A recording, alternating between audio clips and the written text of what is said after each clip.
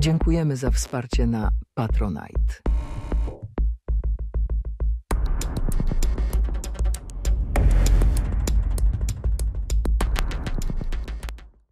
Kochani, witamy już w 27. odcinku Amiga bez ściemy i tym razem znów w poszerzonym na szczęście gronie. No i zaczynamy od samej góry. Proszę, przedstaw się nasz gościu wspaniały. Dzień dobry wszystkim, nazywam się Marek Chyla. Bardzo mi miło być wśród Was. I mój przyjaciel Rafał Chyła oraz mój przyjaciel Remigiusz Remix Kolasa. To co? Jedziemy!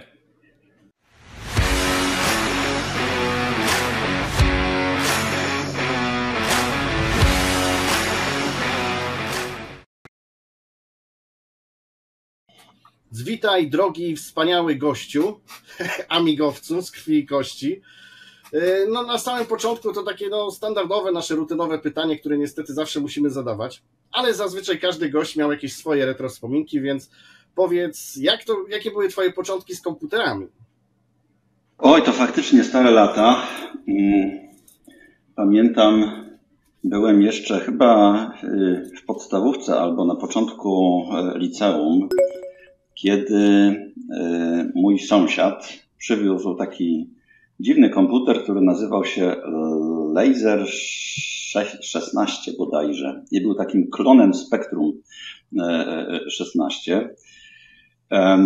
Udało mi się go parę razy pożyczyć od tego sąsiada. Udało mi się, żeby było ciekawie, ja nie miałem w ogóle magnetofonu takiego, wiecie, kasetowego. I od sąsiada też nie pożyczałem tego magnetofonu kasetowego, tylko pożyczałem sam komputer, więc jak chciałem coś na tym komputerze zrobić, czytaj, pograć w jakąś fajną grę, to musiałem sobie sam tą grę zaprogramować wcześniej. Więc to były takie dość ciekawe momenty, w których wymigiwałem się od szkoły. Gdzieś tam jakąś ściemę mamie sprzedając, że się źle czuję, że tam mam temperaturę i tak dalej, i tak dalej. Po czym pożyczyłem od sąsiada ten komputer, czy prosiłem mamę, żeby pożyczyła. Ten komputer pojawiał się u mnie w domu i poświęcałem tam godzinę czy dwie na programowanie czegoś, po czym miałem parę godzin na to, żeby sobie pograć. No i ten komputer wracał do sąsiada, no i jak sytuacja się powtarzała, to trzeba było od nowa całą zabawę powtarzać. No właśnie, bo ty musiałeś wyłączyć ten komputer, ładnie, więc tak. Memory go out, tak. I piszemy na nowo.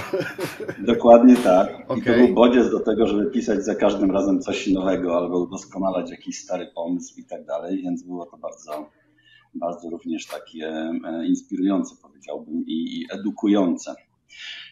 A potem, cóż, mój brat w 1985 roku przywiózł Commodore 64. Ów Commodore numer miał 64. No i to był taki można powiedzieć, kamień milowy, jeśli chodzi o zainteresowanie komputerami. Mój brat jest 8 lat starszy ode mnie, odnalazł we mnie partnera, bo ja lepiej rozumiałem te klocki niż on, w związku z tym, jak trzeba było coś zrobić, to przychodził do mnie. No a potem, no to już była Amiga. Który to rok? Jest to pierwszy raz Amigę zobaczyłem u kolegi z Norwegii. Tak się składa, że wtedy były czasopisma komputerowe. Oczywiście ogromny brak software'u, czytaj gier, no bo wtedy wiadomo, podstawową rzeczą, którą się robiło na komputerze, to było granie. Więc człowiek gdzieś tam jakimiś kanałami docierał do jakichś dziwnych anglojęzycznych magazynów komputerowych. No i tam była taka kolumna, czy tam strona na końcu z różnego rodzaju ogłoszeniami, dzięki którym mogłeś się zakumplować w cudzysłowie oczywiście listownie wtedy, z ludźmi z całego świata, więc udało mi się w ten sposób nawiązać kontakt z człowiekiem z Norwegii, który poskutkował tym, że on był u mnie, ja byłem u niego, tam trochę żeśmy sobie poprzesyłali jakieś... W tamtych latach? Proszę? W tamtych latach? Tak, w tamtych latach, no to był 87 rok chyba. I udało mi się od niego dostać tam parę dyskietek z programami i tak dalej, no ale właśnie wtedy, jak go odwiedzałem w 87 roku, to pierwszy raz zobaczyłem Amigę. Nie u niego, tylko u jego kumpla. No i jak zobaczyłem Amigę, to się zakochałem. No i tak się zaczęła ta przygoda. No ja zanim zadam, to to pytanie, które mieliśmy w scenariuszu, to jeszcze chcę dopytać, zanim przejdziemy do Amigi, bo to wiadomo największe mięso, to ten Laser 16, bo pierwszy raz słyszę coś takiego, to było jeszcze przed 85 rokiem, jak rozumiem, przed Bajtkiem? To był rok chyba 83 może. Bo ja się zastanawiam, jaką miałeś literaturę, żeby pisać samemu programy. Skąd? Też z zachodu jakieś gazetki? Czy tak, to był Basic. Ja nie pamiętam dokładnie, z czego ja tego Basica się uczyłem, ale to był po prostu Basic, tak? Wtedy, no wiadomo, literatury było mało, aczkolwiek był taki pan, który nazywał się Bielecki, o ile przypominam sobie, nie wiem, czy kojarzycie, który przez całe lata 80. i chyba do połowy 90. zalewał, że się tak wyrażę, księgarnię różnego rodzaju książkami dotyczącymi takiej właśnie podstaw informatyki, typu programowanie w różnych językach i tak dalej. I szczerze powiedziawszy nie pamiętam, skąd ja tego Basica obczaiłem, ale na tyle go jakoś poznałem, nauczyłem się, że dawałem radę, żeby te programy. No to szok. To chyba pobiłeś rekord. Tak. Wow, nie? My to kurczę, chyba jesteś rekordzistą tutaj z naszych gości. No dobra, to wróćmy do tego, do Amigi już. Czyli w latach 80. w ogóle maszyny 16-bitowe w Polsce, no to były komputery widmo. To już powiedziałeś, że miałeś okazję zauważyć w Norwegii. Niemniej no nasza prasa, jeśli już o czymś pisała, zwłaszcza pismo Komputer, to pisała o Atari ST. I też no to był komputer, który gdzieś tam dzięki operatywności Jacka Tramiela, który załatwił jakieś zwolnienia z obostrzeń Kokom. I tu młodszym widzom wyjaśniamy, że Kokom to było takie embargo na kraje zza żelaznej kurtyny dotyczące eksportu zaawansowanych technologii, by nie mogły tego używać jakby do celów zbrojeniowych, więc komputery 16-bitowe do tego się już jakby zaliczały. No i właśnie mam pytanie, dlaczego Amiga, a nie Atari ST? Czy dlatego, że po prostu ją widziałeś, czy miałeś okazję porównać, gdzieś też widzieć Atari ST w tamtych czasach? Jest to dlatego, że spotkałem ją jako pierwszy, dlatego, że się w tym komputerze zakochałem, dlatego, że trochę potwierdziłem ten swój wybór już jak rozpoczęliśmy z moim kolegą, przyjacielem przez długie lata, Piotrem Pobermańskim, Amiga Commodore Club, czyli po taką społeczność amigowców. Myśmy pierwszy zlot amigowców zorganizowali jeszcze nie mając Amigi. Znaczy ani ja, ani Piotr nie miał Amigi, a zorganizowaliśmy zlot użytkowników komputera Amiga. I na tym zlocie, pamiętam, zrobiliśmy go w klubie studenckim Karlik. Jeszcze nie będąc studentami AGH-u, żeby było śmieszniej. A w jakiej miejscowości jeszcze w Krakowie. Na tym zlocie pojawiło się, o ile sobie przypominam, 16 Amig. To był rok 88 chyba. Wow. I jedno Atari ST, uwaga, przyszło na ten zlot. Nawiasem mówiąc, na ten zlot to Atari ST przyniósł ówczesny taki bardzo mocny promotor tego komputera, który nazywał się Wiesław Migut. No jakoś tak poległ na z tym tematem. Może liczył, że nie będzie żadnej Amigi na żywo. Możliwe, ale tak, no tych amigowców pojawiło się sporo, przyjechali z całej Polski. Nawiasem mówiąc, te zloty to był taki fenomen, na który właśnie przyjeżdżali ludzie z całej Polski. Głównie po to, żeby kopiować programy. To znaczy na tych największych zlotach, to jak sobie przypominacie Super Dupera, na pewno cały czas używacie, to ten taki ping charakterystyczny, to było po prostu, to było takie ping i tak przez 8 godzin, wiecie, takiego pingowania na sali.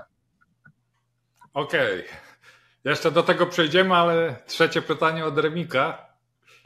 No dobra, a powiedz, skoro było to embargo na Amigę i wszelakiej maści elektronikę, to jakim cudem ty ją dostarczyłeś do Polski? Jak ją zdobyłeś? Amigę kupiłem na giełdzie, natomiast w ogóle z wyposażeniem się w ten taki pierwotny sprzęt to też jest to też jest dość ciekawa historia, bo tam można powiedzieć były 3 komponenty tego, tak? Znaczy pierwszym komponentem to były programy, drugim komponentem to był monitor. Oczywiście można było używać innego monitora, ale miałem taką ambicję, żeby mieć monitor oryginalny, czy dopasowany do możliwości Amigi. No i trzecim był sam komputer. I żeby było śmieszniej, komputer to miałem na samym końcu. To znaczy wpierw miałem programy. 20 dyskietek w woreczkach pieczołowicie składanych na kubkę. Na pewno słuchacze nie do końca rozumieją, dlaczego w woreczkach i dlaczego pieczołowicie, ale wtedy jedna dyskietka kosztowała $1, a średnie wynagrodzenie w Polsce wynosiło $20. Także można było powiedzieć, że 20 dyskietek to było miesięczna pensja, tak? Czyli tak jakbyś dzisiaj, średnia pensja, tak jakby dzisiaj ten zasób dyskietek kosztował 7 000 złotych, tak? Więc dyskietki były cenne i się je szanowało, i się je chowało w woreczkach i w ogóle chuchało się i dmuchało, żeby one działały jak najdłużej. Potem miałem monitor, a ten monitor to też przyszedł, można powiedzieć, takim, że się tak wyrażę, knutym transportem właśnie od tego mojego kolegi z Norwegii. Tak się składa, że jego ojciec był pasjonatem kolejek, takich kolejek, wiecie, elektrycznych. I jemu bardzo zależało na tym, żeby mieć takie kolejki zza żelaznej kurtyny. Takie niemieckie, takie polskie i tak dalej. No więc ja mu te kolejki dostarczyłem, a on mi w zamian za to dostarczył monitor do Amigi. I ten monitor do mnie przyjechał. Miałem ten monitor chyba jeszcze ze 2 miesiące, nim kupiłem Amigę. A Amigę kupiłem nie tylko dlatego, ale w cudzysłowie w nagrodę za to, że się dostałem na studia informatyczne, które były niezwykle oblegane wtedy, mimo tego, że informatyka wtedy bardzo raczkowała. No więc dostałem się na te studia informatyczne i w nagrodę od moich rodziców dostałem możliwość zakupu Amigi. Potem Amigę pojechałem. To była standardowa 500? Tak, standardowa 500 bez rozszerzenia pamięci. Na rozszerzenie pamięci już nie było funduszy. Kupiłem ją na giełdzie w Warszawie, wsiadłem w pociąg, przyjechałem do domu o godzinie 17, rodziców nie było w domu.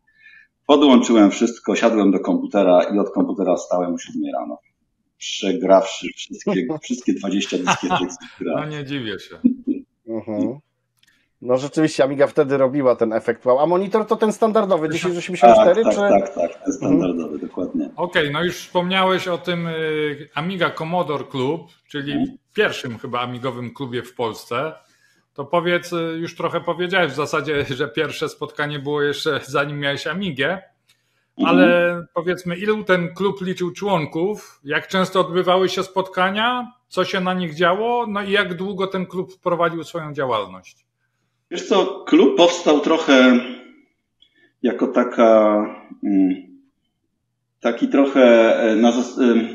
trochę u podłoża powstania tego klubu tkwiła nasza wygoda i taki trochę oportunizm, tak bym to określił.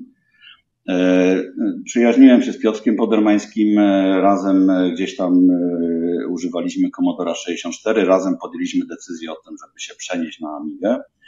No i jak jeszcze tej Amigi nie mieliśmy, to już zbieraliśmy oprogramowanie do Amigi, tak bym to określił, tak? No i wtedy to było, wydaje mi się, wyzwanie porównywalne do tego, jakie wyzwanie w tej chwili jest. Tyle, że jak gdyby inne problemy istniały. Było bardzo mało ludzi w Polsce, którzy mieli Amigę. Dostęp do programów był słaby. No nie było oczywiście możliwości transferowania danych siecią, w związku z tym wszystko trzeba było przesyłać na fizycznym nośniku. No i to było trochę tak, że nie wiem, w Polsce było może 100 osób, które miały, czy nie wiem, 200, 300, no w każdym razie ograniczona liczba osób, która miała tą Amigę. Do sporej liczby osób miałeś telefon. W związku z tym, wiesz, jak pojawiało ci się coś na biurku, coś nowego, co dostałeś gdzieś tam od jakiegoś znajomego z zagranicy, no to dzwoniałeś parę osób i za chwilę, czytaj w ciągu najbliższego tygodnia, miałeś na biurku jakąś, wiesz, partię przesyłek z dyskietkami po to, żeby to skopiować i odesłać. Problem z przesyłaniem dyskietek, mówiłem o tym, że te dyskietki były cenne, a jeszcze trzeba zrozumieć to, że jak zanosiłeś dyskietkę na pocztę, to pierwsze, co pani robiła z tą kopertą, z dyskietką, to brała ją, miała taką pieczęć i robiła bach w tą dyskietkę, nie? Więc bardzo często te dyskietki po prostu przychodziły pogruchotane. No i stwierdziliśmy, że no tak, wysyłać nie, jeździć po Polsce za programami nie, to co zrobić, żeby ci ludzie przyjeżdżali do nas? No i stwierdziliśmy, załóżmy klub. I zaangażujmy się w to, żeby tworzyć jakąś taką społeczność, która będzie chętnie przyjeżdżała do nas i dzięki temu my będziemy, że się tak wyrażę, rozgrywać, tak? Więc trochę taka, powiedziałbym, samolubna postawa tkwiła u podwalin. Natomiast to, co potem zrobiliśmy, no to było trochę zaprzeczeniem tej samolubności, no bo zaczęliśmy wydawać biuletyn. Ten biuletyn był drukowany na drukarce Piotra. Wtedy drukarka to wcale nie było coś takiego oczywistego. A następnie z uwagi na koszty był kserowany. Więc trzeba było wydrukować matkę, pójść na ksero i skserować 100 czy tam 50 czy 200 sztuk. I tych numerów tego biuletynu ukazało się chyba małe kilkanaście. Mieliśmy subskrybentów tego biuletynu, oni tam płacili za przesyłkę tego biuletynu. No generalnie rzecz biorąc, ten biuletyn był tam rozsyłany, to był taka zszywka, tam nie wiem, 2, 3 kartek, na których pisaliśmy różne rzeczy, tak? Różne tipsy and tricksy, różne informacje o nowych programach, nowych grach, informacje o zlotach nowych i tak dalej, podsumowanie tych zlotów. Różne dziwne rzeczy.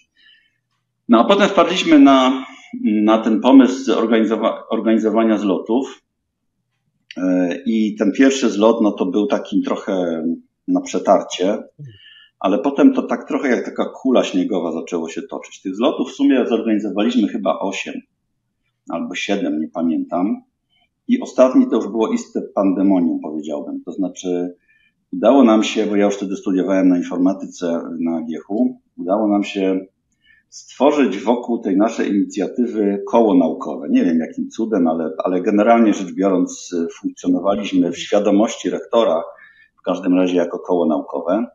W związku z tym, jak trzeba było wynająć salę, no to szło się do rektora i mówiło, że tam i składało się pismo o wynajęcie sali pod potrzeby koła naukowego.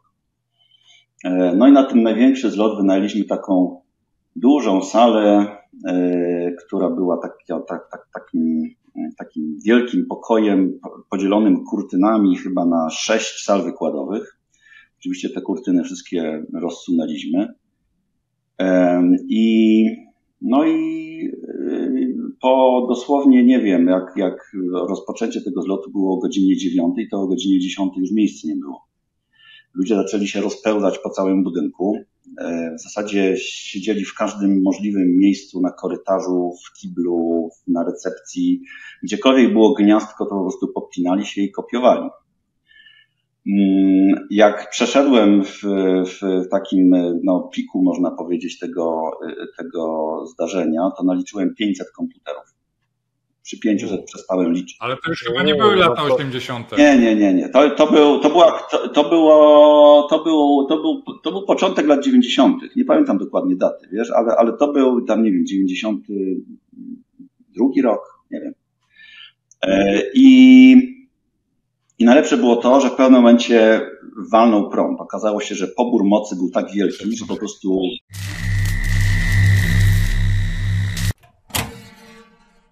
Właśnie chciałem o to zapytać. Aż właśnie już siedziałem, mówię, czy tam wytrzymało, nie? 500... Nie wytrzymało.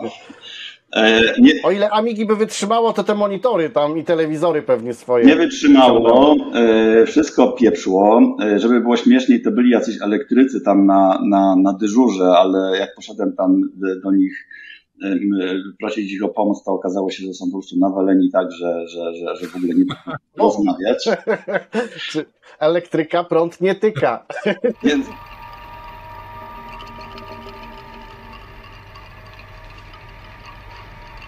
Co to wszystko znaczy? No rozłożyli nas, panie dyrektorze. Więc musieliśmy jakoś sami dojść do ładu z całym tym bajzlem i nam się summa summarum udało. Ale to był ostatni zlot, który organizowaliśmy i no, zakończył się takim, powiedziałbym, dużym czymś. No ale to już był taki zlot, który trochę też wyrodził się z takiej idei społecznościowej, tak bym to określił, tak? To znaczy na tym zlocie pojawiły się już hurtownie, sklepy ze swoją ofertą. Pojawili się na tych zlotach, zaczęli się pojawiać na tych zlotach handlarze, to znaczy na zloty przyjeżdżali handlarze po to, żeby, ci giełdowi, po to, żeby pokopiować sobie software i potem iść następnego dnia na giełdę i go sprzedawać, tak? Więc zaczęło to już trochę, powiedzmy, wychodzić poza nasze jakieś tam myślenie o tym, jak to mogło być zorganizowane i czemu mogło. Jasne.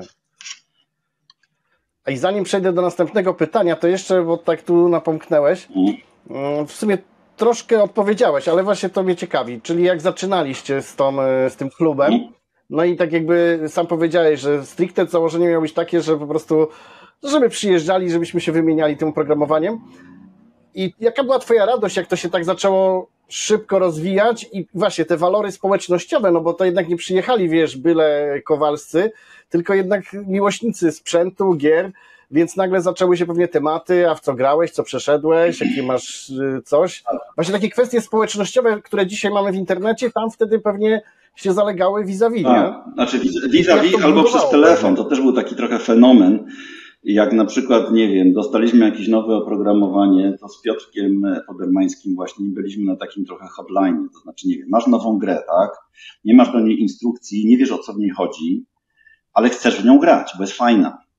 No więc wiesz, uruchamiasz ją, robisz pierwszy krok, przechodzisz coś ci się udaje, no to wiesz, telefon do Piotrka, słuchaj, tutaj to wiesz, to tak, a tutaj to tak. I wiesz, i grasz dalej, nie? On za 3 minuty dzwoni, ale wiesz, ja zrobiłem to i tutaj coś się okazało, tu coś się otworzyło. Więc wiesz, zamiast takiego czata, my mieliśmy takiego właśnie telefonicznego hotline'a, który pozwalał nam czat przez telefon eksplorować te gry, można powiedzieć, tak? Tak, tak. Natomiast wiesz co, ta satysfakcja była bardzo duża, jeśli chodzi o Amiga Commodore Club, natomiast ona w pewnym momencie też zaczęła trochę wymykać tak, się. Znaczy trochę wymykać się spod kontroli, to znaczy na te zloty, oprócz tego pierwszego, może drugiego, zaczęły przyjeżdżać tacy zwykli, niezwykli jednak, no bo Amiga wtedy była takim dobrem dość luksusowym, ale tacy zwykli ludzie, tak, to znaczy przyjeżdżał ojciec z małym synem po to, żeby wiesz, tam te gry pokopiować, tak, i była taka swoboda, że się tak wyrażę, w obrocie tym dobrem, jakim był software, głównie. Więc nie było żadnych barier, ludzie, wiesz, pożyczali 10 dyskietek od tego, kopiowali, za chwilę szli z tymi kopiami gdzieś tam i tak dalej. Po prostu taki, wiesz, free market można powiedzieć. Taka masówka, tak. masówka. Natomiast w pewnym momencie przyjechała na jeden ze zlotów. Aha, no i wszyscy jak gdyby, którzy uczestniczyli w tych zlotach, byli, można powiedzieć, klubowiczami, to znaczy zapisywali się do klubu. To nie było obarczone żadnymi opłatami, wiesz, po prostu byłeś członkiem klubu. Mieliśmy adres, takiej osoby mogliśmy wysłać jej jakieś informacje, jakiś biuletyn czy coś tam, nie? Natomiast w pewnym momencie pojawili się, i to był taki pierwszy zgrzyt, pojawili się ludzie z tak zwanej sceny.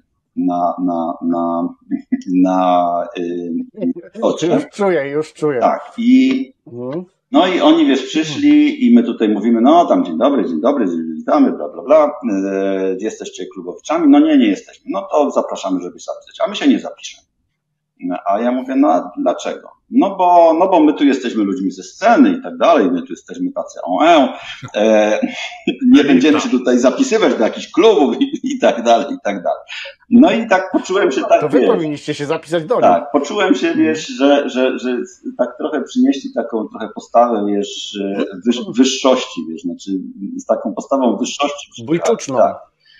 My tutaj, wiesz, cuda robimy, jakieś demówki, wiesz, a tutaj przyjeżdżamy do plebsu, który, wiesz, powinien z ciałobitnym być wobec nas, nie?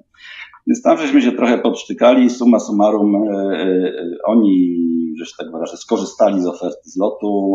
Myśmy chyba nie wymogli na nich tego zapisania się do klubu, no ale generalnie rzecz biorąc to był taki pierwszy zgrzyt. Kolejnym zgrzytem były właśnie te zgrzyty związane z handlarzami, którzy zaczęli pojawiać się na zlotach. Kolejny zgrzyt trochę z takim komercjalizowaniem tych zlotów, więc summa summarum w pewnym momencie zrezygnowaliśmy, a to zostało skorelowane z tym, że ja otworzyłem firmę i też zacząłem mieć coraz mniej czasu na Okej, i teraz właśnie to jest pytanie, bo jak opowiedziałeś o tym klubie, że to właśnie zakończyło się tymi sceniarzami, handlowcami i tak dalej, i ty nagle decydujesz się założyć firmę komercyjną, wydawać oryginalne oprogramowanie, widząc, co się dookoła dzieje, jak piractwo jest po prostu na potęgę u nas, wiesz, robione. Skąd ten pomysł i skąd zawzięcie w ogóle, no bo tutaj trzeba przybić brawo, że i pełna odwaga, nie? Wiesz co, znaczy ja generalnie rzecz biorąc zacząłem trochę romansować z biznesem wcześniej niż powstał TwinSparkSoft, a mianowicie na początku 91 roku, to był, pamiętam, od 1 stycznia miałem założoną działalność gospodarczą. I ten romans tak naprawdę polegał na tym, że miałem taki pomysł, dość kuriozalny z perspektywy czasu trzeba przyznać, że zacznę sprzedawać oprogramowanie, które już wtedy miałem w garści, związane z zarządzaniem firmą. I że będę komputeryzował hurtownię przy wykorzystaniu Amigi. Zaraz wrócę do wątku, bo miałem też pewne sukcesy w tym zakresie, a potem program pod tytułem Firma był jednym z motorów rozwoju TwinSparkSoft. Natomiast właśnie rozmawiasz z klientem twojego oprogramowania pod tytułem Firma. Okay. W jednym z odcinków opowiadałem, jak mama chciała właśnie do swojej firmy kupić peceta, a ja mówię, nie, rozbuduj mi Amigę i kup firmę. Okay. Ale to w jednym z odcinków omawialiśmy. Okay. Więc firma powstała w takich dość dziwnych też okolicznościach. Ona powstała chyba pół roku wcześniej. Jednym z członków założycieli, można powiedzieć prawie założycieli, no takich pierwszych członków Amiga Commodore Clubu był inny kolega, też studiujący na AGH-u, Jurek Baranowski, który w pewnym momencie otworzył hurtownię, w pewnym momencie w ogóle otworzył działalność gospodarczą, która zajmowała się handlowaniem Amigą i sprzętami związanymi z Amigą. No i siedzę sobie pewnego wieczora w domu i dzwoni Jurek, mówi: Marek, wpadnij do mnie, bo mam klientów na to, żeby im napisać program. Ja wtedy jestem na informatyce, stwierdziłem, no dobra, no czemu nie? Pojechałem do Jurka, siedliśmy z 2 panami z hurtowni ze Śląska, którzy mi jasno wylistowali ich oczekiwania dotyczące tego, w jaki sposób ten program ma działać. Wszystkie funkcjonalności, te oficjalne, te nieoficjalne, jak gdyby były bardzo jasno w ich głowach zarysowane. No i umówiliśmy się, że okej, ja ten program im napiszę. I faktycznie trwało to ładnych parę miesięcy, ten program powstał. Byli z niego bardzo zadowoleni, potem robiłem wielokrotnie jeszcze update'y tego programu. I nawiasem mówiąc, bardzo słuchałem ich uwag, bo byli bardzo, że tak wyrażę, kumaci, jeśli chodzi o to, czego oczekują, w jaki sposób artykułują swoje oczekiwania, w jaki sposób definiują, można powiedzieć, funkcjonalności tego programu. No i byli praktykami, tak? Używali ten program na co dzień. Więc ten program został napisany i stwierdziłem, kurczę, jeśli ja mogłem zrobić taki fajny biznes z tymi ludźmi, pracując jak dziki, żeby ten program im napisać, a ja już go mam, no to spróbuję ten program sprzedać. I wziąłem, uwaga, gazety z ogłoszeniami hurtowni, stworzyłem ofertę na jednej stronie, wydrukowałem tę ofertę w 20 egzemplarzach i wysłałem do 20 hurtowni. Ofertę pod tytułem komputeryzacja hurtowni, bla, bla, bla, bla.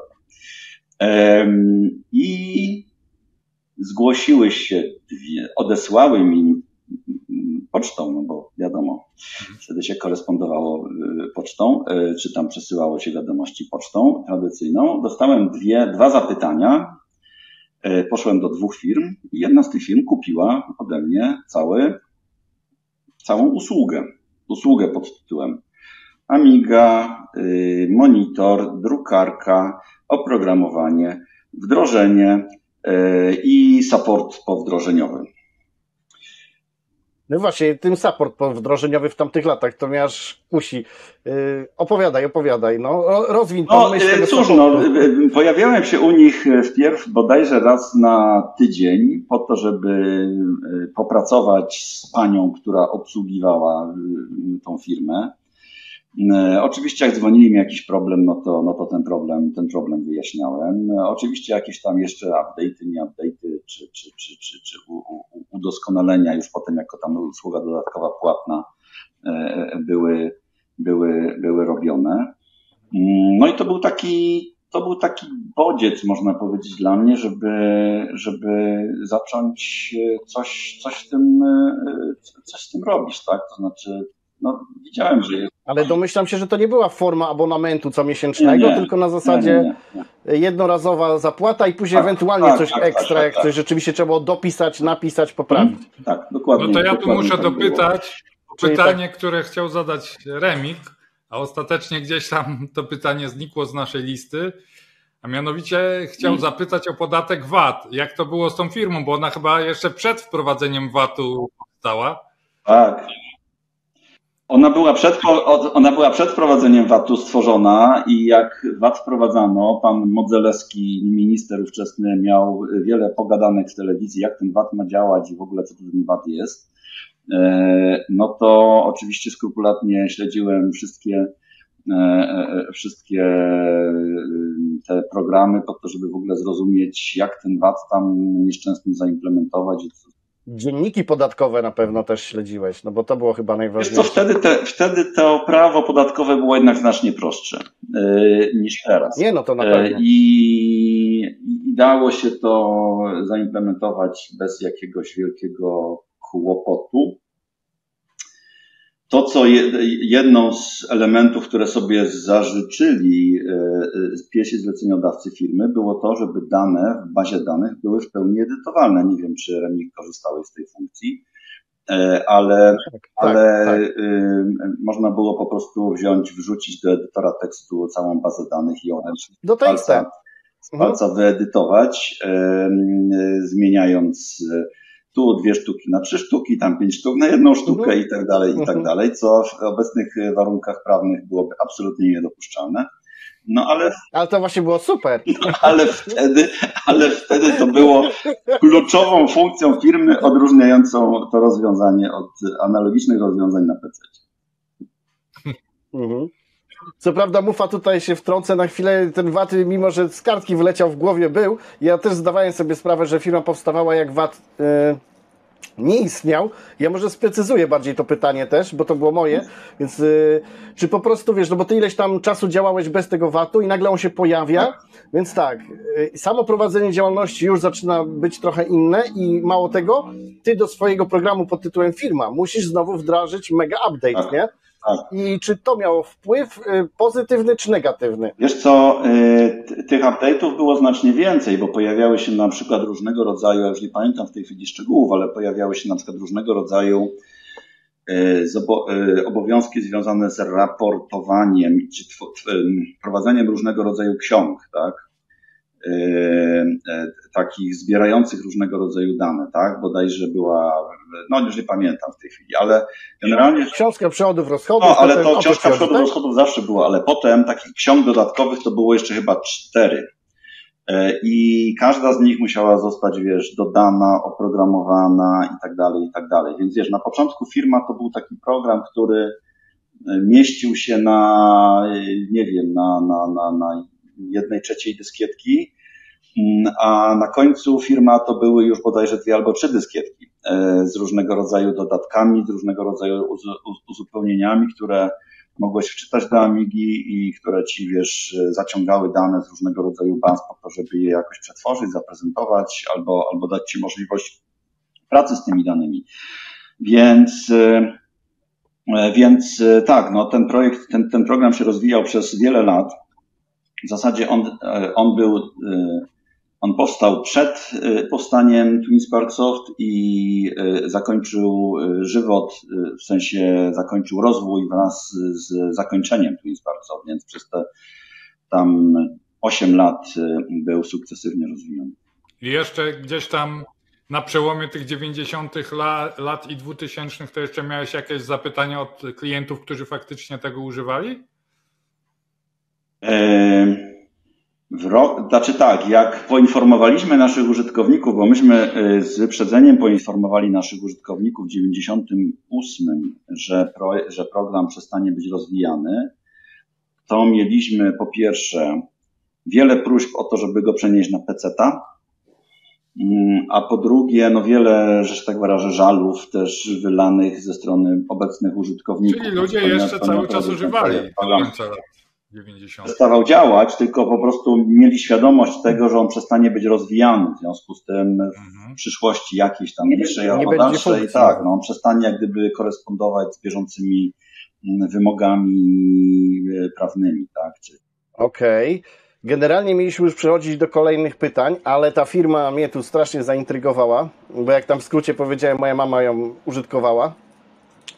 I muszę Cię pochwalić za jedną świetną rzecz, że ja mimo jako mały chłopiec, który miał nauczyć mamę, a sam nie do końca wiedział, o co chodzi w tym programie, to ta przejrzystość interfejsu była świetna i pod klawiszami F, gdzie na logikę brałeś, że funkcje.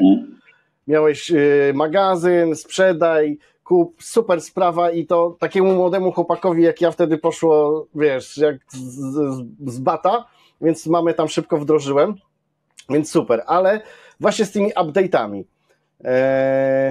bo też dostaliśmy chyba tą informację, że tam już nie będzie supportu, ale pamiętam, że teraz ty mi przypomnij, Marek, bo to dla mnie też jest zbyt odległe. Pamiętam, że my musieliśmy specjalnie kupić płytę TSS Mix, na której był właśnie ten patch, o który mi chodziło, a nigdy go nie dostaliśmy, czy nie mogliśmy go, no wtedy nie można było pobrać, już nie pamiętam, ale że dzięki tej płycie jeszcze chwilę jechaliśmy. Wiesz co, bo to było tak, myśmy podjęli decyzję, z różnych powodów ta decyzja została podjęta. Jednym z nich oczywiście było to, że Amiga jakby zaczęła gdzieś tam zniżkować, czy tam pikować, jeśli chodzi o jej perspektywy dalszego rozwoju. No więc podjęliśmy decyzję o tym, żeby rozwiązać firmę. No to stwierdziliśmy, kurczę, mamy furę różnego rodzaju dobra, tak? Dobra, które można udostępnić ludziom. I poszliśmy do Elboxu, do kolejnego znajomego lokalsa, Maćka Winka z Krakowa. I powiedzieliśmy mu, słuchaj, mamy software, mamy materiały produkcyjne, bo cały proces produkcji i oprogramowania wtedy był takim procesem, powiedzmy, mocno manualnym. Z chęcią się tego pozbędziemy za rozsądną cenę. Rozsądna cena dla nas to były po prostu pokrycie kosztów tego, co mu dawaliśmy. I zrób coś, żeby cały czas to było dostępne na rynku, żeby ludzie mogli z tego dalej korzystać, tak? Też, o ile sobie przypominam, napisaliśmy do wszystkich autorów, czy oni wyrażają na to zgodę i tak dalej, po to, żeby też no, nie było jakichś nieporozumień związanych z tym, że tutaj będzie podpisane umowy na produkcję, na dystrybucję, a te materiały czy te programy pojawiają się gdzie indziej. I to, że ta firma pojawiła się na tym miksie, no to była konsekwencja tej decyzji. Natomiast to, że nie kupiliście z jakiegokolwiek powodu wcześniejszego upgrade'u, który na tym miksie się pojawił, no to nie wiem, no być może gdzieś tam wam być może wam umknęło, że taki upgrade się pojawił. Takie upgrade'y pojawiały się mniej więcej raz na pół roku. No i one oczywiście były stymulowane zmianami w przepisach, ale też były stymulowane różnego rodzaju postulatami ze strony ludzi. w jaki sposób pewne rzeczy zorganizować i tak dalej. Powiedziałeś o tych klawiszach funkcyjnych, o tej organizacji. To była idea, która generalnie przyszła od tych pierwotnych zleceniodawców. Pomysłodawców na program. Tak, że oni powiedzieli, chcielibyśmy to mieć tak zorganizowane. Oczywiście to potem uległo wielokrotnemu przeobrażeniu, jakiemuś udoskonaleniu, ale generalnie rzecz biorąc to było tak zrobione. A to, co było też charakterystyczne dla naszych wszystkich produktów, to że przykładaliśmy dużą uwagę do instrukcji. I do firmy to była taka dość sążnista książeczka. Tak, kniga. Tak, ze screenshotami, z informacjami, co i jak, co kliknąć, jak kliknąć i tak dalej. I to w zasadzie we wszystkich programach, które instrukcji wymagały, bo nie wszystkie wymagały instrukcji, przypominam sobie taki program, na przykład Ami Souffler, było coś takiego, no to tam instrukcji nie było, no bo to był po prostu taki help do używania Amigi. Ale generalnie rzecz biorąc tak, no tutaj dużą uwagę przykładaliśmy właśnie do tego, żeby ludziom pomóc korzystać z tych programów, które wydawaliśmy. No dobra, ale to cofnijmy się, bo już zaszliśmy praktycznie do końca firmy, a tu chcę powiedzieć o początku firmy, ale twojej firmy, czyli TSS, bo to są jeszcze czasy przed wprowadzeniem ustawy o prawach autorskich praktycznie, gdy się zdecydowałeś na ten jakby krok odważny. No i jest pytanie, czy wtedy w ogóle dało się z tego wyżyć, czy też musiałeś dorabiać gdzie indziej i jak to wtedy wyglądało na początku działalności TSS-u? Wiesz co, dało się z tego wyżyć, to znaczy ja byłem pod, że tak wyrażę, sporą presją, żeby wyżyć, bo dziecko w drodze, takie powiedziałbym trochę przedwczesne. Tu na studiach jestem, muszę jakoś, zapewnić byt rodzinie, więc no cała ta zabawa czy to przedsięwzięcie związane z Twin Spark Soft było po to, żeby dać nam utrzymanie. Nawiasem mówiąc, ja nie byłem właścicielem Twin Spark Soft, tylko współwłaścicielem. Było nas dwóch. Wspólnie prowadziliśmy tę firmę z Krzyśkiem Wojcieszkiem i no, to był taki czas, ten początek lat 90., gdzie rynek był tak głodny wszystkiego, że w zasadzie czegokolwiek się tknąłeś, to przynosił benefity, tak? Tak, myśmy przez pewien czas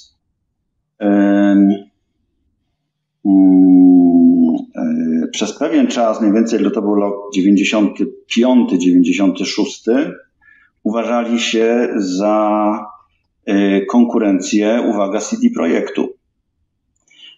Więc zacna, powiedziałbym, konkurencja. Tyle, że oni korzystali z PC-ta, albo szybko przesiedli się na PC-ta, mieli też wtedy ofertę amigową, nawiasem mówiąc, a my zostaliśmy przy Amidze.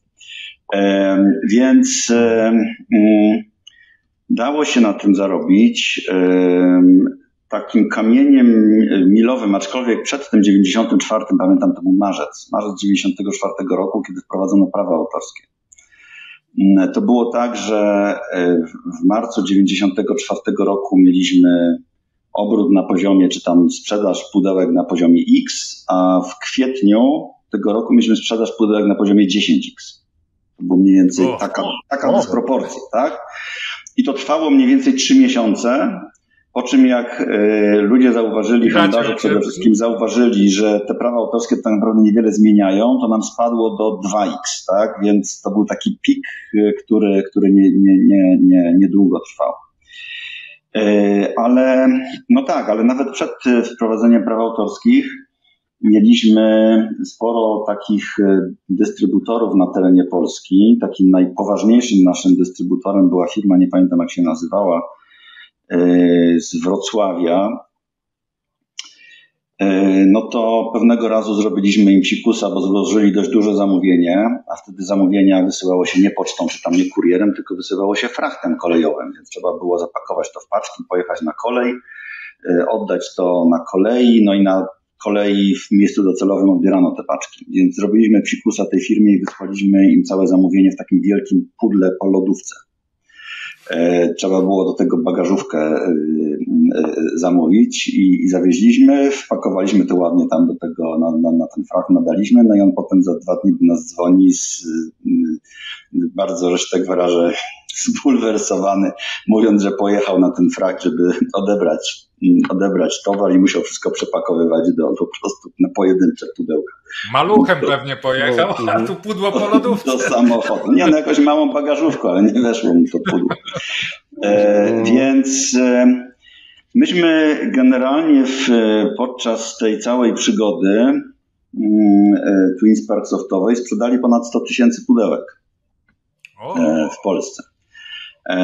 I oczywiście takim najtłustszym rokiem był rok 94, gdzie sprzedaliśmy coś ponad 20 000 pudełek. No tak, po wprowadzeniu. Obstawiałbym inny rok. No dobra, czyli macie tą firmę, tłusty rok 94, ale mnie ciągle ciekawi gdzieś z tyłu głowy takie pytanie, jakie wtedy były koszty poligrafii? Bo przecież wy tych instrukcji, tego wszystkiego, żeście walili nawet jak wspominałeś o tym klubie amigowym, to mówiłeś o biletynach, etc., no to wiesz, no trzeba to zrobić, później skserować jeszcze w tamtych latach, no dobra, później jak mieliście już TSS-a, to może było to łatwiejsze, ale koszty pewnie były duże, tak. Nie? Wiesz co, były duże, ale też to się tak rodziło, że się tak wyrażę, stopniowo, to znaczy pierwsze miesiące firmy to były miesiące, w których tak naprawdę to było chałupnictwo. Chałupnictwo polegające na tym, że miałem Amigę z jedną stacją dysków bodajże. Tutaj szedł na telewizorze koło Fortuny, a ja na tej Amidze kopiowałem, wiesz, programy, tak? Trzeba było tam skopiować 10-20 sztuk tych programów. Materiały te drukowane, czyli instrukcje, były tak naprawdę drukowane na pojedynczych kartkach. Nie wiem, kto z nas wymyślił w ogóle taki poroniony pomysł, ale drukowane były na pojedynczych kartkach, które potem żeśmy zszywali z taką kolorową okładką, normalnie zszywaczem, a pierwsze pudełka to były takie wypraski przeźroczyste, plastikowe, które miały format A5. Wchodziła dyskietka i ta instrukcja w formacie A5. Było to takie bardzo, że się tak wyrażę, siermiężne. Potem przeszliśmy na instrukcje drukowane już w całości, można powiedzieć, i pudełka papierowe, ale też takie dość słabe, też takie niewielkiego rozmiaru, no a potem trochę już nauczyliśmy się od naszych przyjaciół z branży. Tutaj bardzo dużo współpraca z Supermemo nam pomogła, z firmą Supermemo, i zaczęliśmy robić takie imponująco duże pudełka, tak? Bez względu na to, co tam w środku było, to pudełko musiało być duże i kolorowe, tak? Więc nie wszystkie programy w ten sposób pakowaliśmy, ale też mieliśmy takie obwoluty, które naciągały się, można powiedzieć, na to pudełko kartonowe, więc trzeba było drukować oczywiście te obwoluty unikalne, no ale pudełka kartonowe były już zunifikowane i można było je wykorzystywać, można powiedzieć, w poprzek całej linii produkcyjnej. No, ale tak, no trzeba było, wiecie, no jak jakiś tytuł był chodliwy, no to się jechało do drukarni i zamawiało, nie wiem, 3000 obwodów, tak, i no i to potem schodziło przez, tam, nie wiem, rok na przykład, tak, czy 1,5 roku, no ale dzięki temu koszty były tańsze. Przez długi czas zamawialiśmy dyskietki właśnie u wspomnianego Jurka Baranowskiego, no to wiesz, na początku się zamawiało 1000 dyskietek, a potem były takie momenty, gdzie się jechało po 5000 dyskietek, tak, i to zamówienie było, powiedzmy, robione raz na miesiąc albo raz na 2 miesiące. Więc no, wszystko się kalkulowało, tak? To znaczy mieliśmy tych linii produktów było kilka, były takie produkty tanie, pakowane w takie drobne kopertki, można powiedzieć. Były produkty ze średniej półki cenowej, no i były te takie drogie produkty typu właśnie Firma czy kosztorys, czy no te dwa były najdroższe. Ale słuchaj, Remik, no w czasach piractwa, jeśli chciałeś sprzedać soft, to musiałeś się czymś odróżnić. Więc Odróżniać, oczywiście. ja się nie dziwię, że właśnie inwestowaliście w te opakowania, no bo tak to wiesz, no od pirata jakbyś sprzedał gołą dyskietkę w kopercie, nie różniłbyś się niczym, nie? To może źle zrozumiałeś, ty mów, a moje pytanie mi chodzi, ja podchodzę do tego biznesowo, tak? No ja jestem też od zawsze, sam mam swoją działalność. Jaki koszt tego danego produktu, jakim procentem tego produktu jest poligrafia i jakim procentem tego produktu jest na przykład tłoczenie płyty, czy tam wypalanie dyskietek, mówię oczywiście o hurtowym, tak, że nie siedzimy przy kole fortuny, tylko że zlecam to jakiejś tam firmie, jak ty powiedziałeś, gdzieś tam w drukarni 5000 tam sztuk i tak dalej. Bo to mnie bardziej tak intryguje, nie? Czy to były takie zamysły? Z czasem ta firma oczywiście, nie chcę powiedzieć obrosła w piórka, ale no tak, no stała się pełnowymiarową firmą. Było nas 2 wspólników, mieliśmy 3 pracowników, 3 pracowników tak naprawdę, 2 osoby pracowały przy pakowaniu, przy kopiowaniu, pakowaniu, tworzeniu produktu, można powiedzieć, a jedna koleżanka przy takiej obsłudze, można powiedzieć, administracyjno-biurowo-sprzedażowej. No i te 2 osoby na produkcji starczały. No przy czym wiecie, no to było tak, że kopiowanie szło od tam, nie wiem, 9 do 17 na okrągło, tak? Jak się nie kopiowało tego, to się kopiowało to, no i kładło się na półkę. Taka anegdota, bo cały proces wymagał skopiowania, skompletowania całego produktu, włożenia do pudełka, naciągnięcia obwoluty i zafoliowania.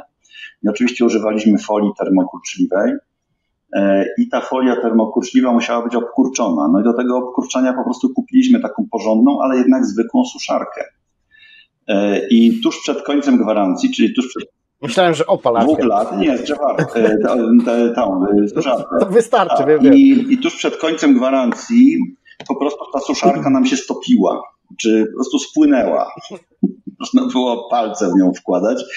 Zastanawialiśmy się, czy iść do sklepu i jej nie reklamować, ale stwierdziliśmy, no nie przeginajmy. Ta suszarka też chodziła na okrągło, można powiedzieć, tak? No tak, raczej producent nie przewidział, że może tyle grzać. A ja tu dopytam znowu pytanie spoza listy, no bo super ciekawie opowiadasz. W jaki sposób się odbyło ten proces kopiowania? Czy mieliście jakieś tam... Chyba nie szło to na zwykłych Amigach z drugą stacją dysków podpiętą, tylko mieliście... Na zwykłych Amigach z baterią stacji dysków. Tam mieliśmy chyba, znaczy za każdym razem szły chyba 4 kopie. Więc... Te stacje dysków Głowice też dostały po tyłku delikatnie. Tak, no trzeba było to wymieniać od czasu do czasu, ale generalnie rzecz biorąc nie było w tym żadnej magii. Po prostu kopiowaliśmy używając zwykłych Amig. Sprawdzało się to, nie sprawiało to jakiegoś problemu. No to ja też miałem dodatkowe pytanie, ale to w zasadzie to samo pytanie, bo mówię, wchodzimy do TSS-u w tym Prime i co widzimy, nie? I tak sobie wyobrażałem jakieś 4000 z 5 stacjami, albo nawet takie huby stacji dyskietek, wiesz, połączone takim hubem, polutowane taśmy i do jednego kontrolera, nie? No wiesz, to trochę nawiązując do tego, o czym powiedziałeś, ja napisałem w tej takiej, że się tak wyrażę, wczesnym stadium mojego zaangażowania biznesowego, formalnego czy nieformalnego, to akurat jeszcze było niesformalizowane. Gdzieś tam kręciłem się wokół giełdy i już miałem Amigę i jeden z takich dużych handlarzy kaset wideo wyhaczył mnie i zapytał, czy nie napisałbym mu programu do tego, żeby on mógł sobie opisywać, że tak wyrażę, automatyzować proces opisywania kaset wideo. No więc napisałem mu ten program, poszedłem go zainstalować, nauczyć go, jak się nim posługiwać, zrobić jakieś ostatnie poprawki u niego w domu. No i właśnie wlazłem do niego do domu i zobaczyłem takie, wiesz, ściany magnetowidów stojące u niego, tylko wkładał jedną kasetę, tutaj 20 innych i naciskał guziczek i wszystko szło. No dobra. Właśnie coś takiego widziałem, stąd ta też moja wizja. Kiedyś też coś takiego widziałem. Czyli już powiedziałeś, że w zasadzie pierwszy produkt TSS-u, jeszcze w zasadzie przed powstaniem TSS-u, to była firma. Wiesz co, ale ogólnie... To bym trochę skłamał, ponieważ tak naprawdę pierwszym produktem to był Amisłownik. I Amisłownik to był produkt, który był pierwszy, który dotrwał do końca i który sprzedał się w największej liczbie egzemplarzy. Myśmy sprzedali w sumie około 25 000 Amisłowników we wszystkich wersjach. A Amisłownik powstał, jak byłem na 2. roku informatyki, jako moja praca zaliczeniowa. I stwierdziłem, kurde, napracowałem się nad tym programem, to może bym go spróbował sprzedać, nie? To był jeszcze czas zlotów użytkowników komputera Amiga. No i skopiowałem 15 sztuk tego Amisłownika, zapakowałem go w takie celofonowe woreczki. Nawiasem mówiąc, te woreczki zgrzewałem szpachelką taką, wiecie, malarską, rozgrzaną nad gazem. Wydrukowałem instrukcję i zaniosłem na ten zlot. Stwierdziłem, kurde, jak sprzedam te 15 sztuk, to będę się czuł usatysfakcjonowany. I sprzedałem, a potem jeszcze dodatkowo 25 000 kolejnych wersji tego oprogramowania. Okej, bo nie dokończyłem pytania, bo chciałem wiedzieć, z jakiego programu, który napisałeś dla TSS-u użytkowego jesteś najbardziej zadowolony? Czy z firmy, czy z Amisłownika, czy może jeszcze coś innego uważasz za swoje największe osiągnięcie? Wiesz co, moje osobiście z firmy. Te, które ty pisałeś. Tak, znaczy ja nie napisałem zbyt wielu programów, bo to była firma, to był Amisłownik, to była masa krytyczna, taka gierka. To był Amisufler. Trudno nazwać, że ja to napisałem, bo to było stworzone w oparciu o jakiś taki, już nie pamiętam nazwy, taki system guida, helpa amigowego, który po prostu trzeba było wypełnić treścią. Więc firma zdecydowanie to był program, z którego jestem najbardziej dumny, zadowolony. Wiem też, że on mnóstwo ludzi dał, nie chcę powiedzieć fan, no bo to nie była gra, ale dał mnóstwo wartości, tak? Amisłownik to był program, który sprzedał się w wielu tysiącach egzemplarzy, ale pełnię satysfakcji psuje mi fakt, że kiedyś dostaliśmy od jednego z użytkowników Amisłownika inną wersję Amisłownika, można powiedzieć, albo inaczej, gość krakowano. Tak, napisał Amisłownik od początku, bazując na naszej bazie danych, nie sprzedawał tego, po prostu napisał to dla własnej satysfakcji i ten jego Amisłownik działał jakieś 10 razy szybciej od naszego, także stwierdziliśmy, kurde,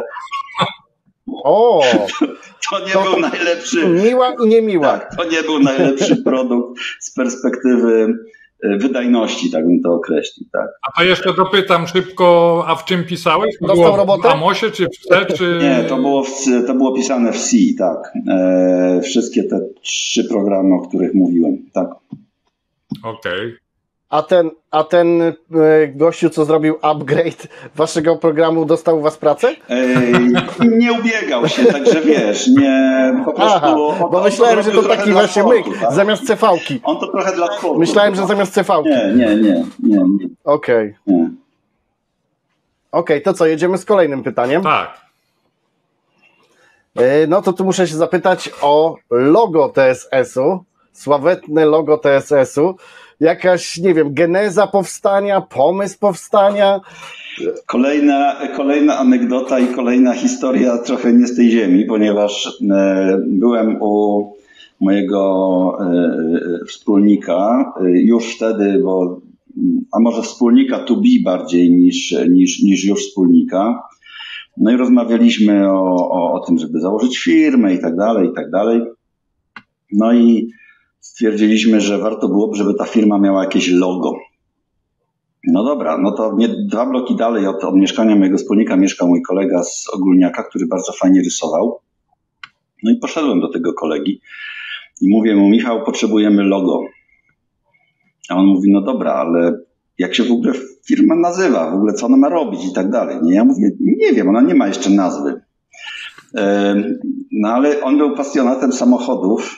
i miał takie, wiecie, różnego rodzaju czasopisma samochodowe. Ja tak zacząłem przeglądać to czasopismo i tak patrzę, TwinSpark, a podoba mi się, to niech będzie TwinSpark. No i dodaliśmy soft, tego wyszedł TwinSpark Soft. TwinSpark to jest jakaś tam technologia, była chyba już tego, no jednego z tych włoskich marek, już nie pamiętam, Lanci czy whatever, tak? No więc w ten sposób powstała nazwa. No i potem idę do Michała tam po tygodniu, no i pytam, co tu narysowałeś? On mówi, wiesz co, nie miałem weny, ale jakoś tak mi się to z takimi oczkami skojarzyło. No i jest was dwóch, tutaj jakiś rozbłysk jest. Ja mówię, no dobra, niech będzie. No i wzięliśmy te oczka i tak nam zostało, tak? Z nazwą i z logotypem. No ale logo fajne. Drugą rzeczą poza jakby logiem, no to poziom produkcji, bo były firmy, które chyba wydawały wszystko, kto im tam podesłał, podrzucił, a wy to chyba mieliście jednak jakąś tam kontrolę jakości i jeśli tak było, to powiedz, jak to się odbywało i kto ostatecznie decydował o tym, czy dana gra lub program zostanie wydany i jaki procent produkcji był odrzucany? Wiesz co, nie odrzucaliśmy tak wiele, jakby się mogło wydawać, natomiast faktycznie pracowaliśmy z autorami. To znaczy sporo autorów, którzy do nas wychodziło z informacją zwrotną pod tytułem słuchaj albo słuchajcie, wydamy to, ale jak zrobicie to, tamto i owamto, tak? I to w zasadzie powtarzało się przy każdym programie, przy Amitekście, przy Amilopedii, przy grach różnego rodzaju. My przykładaliśmy dużą uwagę do tego, żeby popracować z tym programem, grą i wydobyć z niej to, co najlepsze. Mieliśmy też trochę różnego rodzaju licencyjnych produktów, no bo mieliśmy Super Memo, mieliśmy, kurczę, nie pamiętam nazwy tego, mieliśmy Pitagorasa, który był licencyjnym produktem. Mieliśmy też taki produkt, którego nazwy nie pomnę, jakichś takich zabaw graficzno, jakiś tam dla dzieci. To były wszystko porty z PC-ta. No i one były albo tworzone przez nas, albo powierzane do stworzenia ludziom, którzy przy nas gdzieś tam się kręcili i co do których mieliśmy świadomość, że zrobią dobrą robotę. Więc ta kontrola jakości, o której mówisz, była na poziomie idei, bardziej niż na poziomie już finalnego produktu. Nie dość powiedzieć na przykład, jako przykład Amilopedia, to po prostu ona mi się śniła po nocach, ponieważ przyszedł do nas autor Amilopedii i powiedział, słuchajcie, chciałbym zrobić taką encyklopedię i mam taką i taką ambicję, tak? Myśmy tą ambicję jeszcze trochę podkręcili, żeby było śmieszniej, bo na te czasy Amilopedia miała więcej hiperlinków, takich odsyłaczy wewnętrznych niż największa PC-towa encyklopedia. Myśmy tam mieli 20 000 hiperlinków w środku. I on się Michał Lentner nazywał bodajże, autor. I powiedzieliśmy mu, Michał, my zainwestujemy w to, żeby wydawać Amilopedię, jeśli ty przyjdziesz do nas za miesiąc i przyniesiesz 5% tego produktu gotowego. Bo on miał, wiecie, silnik, czy tam jakąś tam prawie skończony silnik, ale tak naprawdę w tej Amilopedii ważne były dane, a nie silnik. Tak. No więc te dane trzeba było stworzyć, czytaj, wziąć, obłożyć się różnego rodzaju encyklopediami i zacząć, że się tak wyrażę, kompilować to do postaci haseł. I on to skubaniec zrobił w ciągu miesiąca. Ale te 5% okazało się, że się tak wyrażę, kroplą w morzu, bo praca nad tym produktem potem była coraz trudniejsza w takim geometryczny sposób, bo im więcej haseł, tym więcej musisz robić linkowań i tak dalej. I No i wiesz, Michał taki crunch time miał u nas w biurze, 2 tygodnie w biurze u nas mieszkał, spał i kończył ten produkt. Myśmy mu w tym pomagali ze wszystkich sił, wynajęliśmy jeszcze ilość tam dodatkowych osób piszących te hasła. On w ogóle zawalił studia, pisząc tą amilopedię i tak dalej, i tak dalej. Natomiast zmierzam do tego, że on przyszedł z pewną wizją, z pewnym pomysłem, natomiast my powiedzieliśmy mu, słuchaj, zrobimy to, ale pod warunkiem, że będzie to i to, tak? Że ten program ukształtowany będzie w taki i taki sposób. I myślę sobie, że to byłby sukces, gdyby nie to, że amilopedię wydaliśmy chyba z końcem 97, jakoś tak. 97. Ale mimo wszystko produkt był świetny, bo ile tu obok siedzi klient na program Firma, to tu siedzi klient na program Amilopedia. Zadowolony ale klient. Bałem się, że powiesz super memo. I już dlatego ten mój uśmiech. Na początku ona jeszcze była wydawana, jeszcze można powiedzieć bez zakończenia takiego cyklu Quality Assurance. Myśmy pierwsze, nie wiem, 100 egzemplarzy amilopedii myśmy nie tłoczyli, tylko myśmy wypalali. I sitodrukiem nanosiliśmy na tą amilopedię nadruki. Niektóre wychodziły, niektóre gorzej wychodziły i tak dalej. Więc po prostu stwierdziliśmy, nie możemy czekać. To stąd ta różnica. Bo jak będziemy czekać dłużej, to po prostu wiecie, no wydamy produkt, jak już nie będzie rynku na ten produkt. Dla kogo? No. Ale wiesz co, to teraz się trochę wtrącę, ale kolega miał właśnie amilopedię, sąsiad, i mi ją pokazuje, tak mówię, ty masz pirata, nie? Bo ja miałem zupełnie inne wydanie. No ja miałem też tłoczoną. Ja miałem tłoczoną, nie? A on miał właśnie taką CD-erkę, nie? I mówię, ale ten oryginał, mówi, kupił, nie? Ale to mi się wydaje, że chyba to nie był jedyny wasz taki program, bo też zrobiliście TSS Mega Mix, który jest jakby tłoczony, ale był też TSS Mix i mi się wydaje, że on też był wypalany na CD-erkach. Tak. Też to było wypalane, tak. No to wyjaśniła się legenda przeszłości jakaś przynajmniej. Tak. Oto zwracam honor, sąsiad, jeżeli to oglądasz i w ogóle jeszcze się interesujesz Amigą, no to miałeś oryginał, przyznaję ci. Bo szedł zaparte, że to oryginał. Ale mu nie wierzyłem. To teraz troszkę odbijemy. Słuchaj, według bazy Moby Games gry, przy których ty pracowałeś, to w zasadzie same gry logiczne. I teraz moje pytanie, czy dlatego, że po prostu łatwiej ci było je programować, czy po prostu jesteś fanem logicznych gierek? Wiesz co, jedno i drugie chyba, to znaczy zdecydowanie gry logiczne było łatwiej oprogramować posługując się językiem, który wtedy dobrze znałem, czyli C. Po drugie, te gry logiczne cały czas jakoś są dla mnie jakieś bardziej interesujące. Nie chcę powiedzieć, że nie grałem nigdy w jakieś roleplaye, jakieś, nie wiem, Mass Effecty i tego typu rzeczy. Różne fajne rzeczy też grałem poza tą domeną gier logicznych, ale od wielu, wielu lat moimi ulubionymi grami jakby wróciłem do tego świata gier logicznych. Te gry, które się zresztą w ogóle większość gier, które mieliśmy, to były gry, które przynosili do nas ludzie. Po to, żeby je wydać, po to, żeby skorzystać z naszego takiego potencjału bardziej produkcyjno-dystrybucyjnego.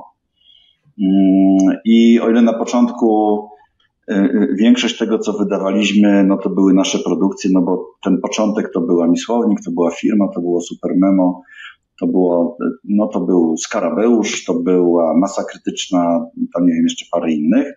To potem jak osiągnęliśmy jakąś widoczność i sukces rynkowy, ludzie zaczęli do nas przychodzić.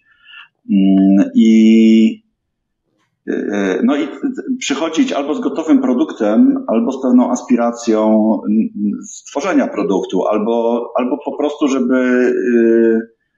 żeby pogadać o współpracy. Tak nawiasem mówiąc, Amitext powstał.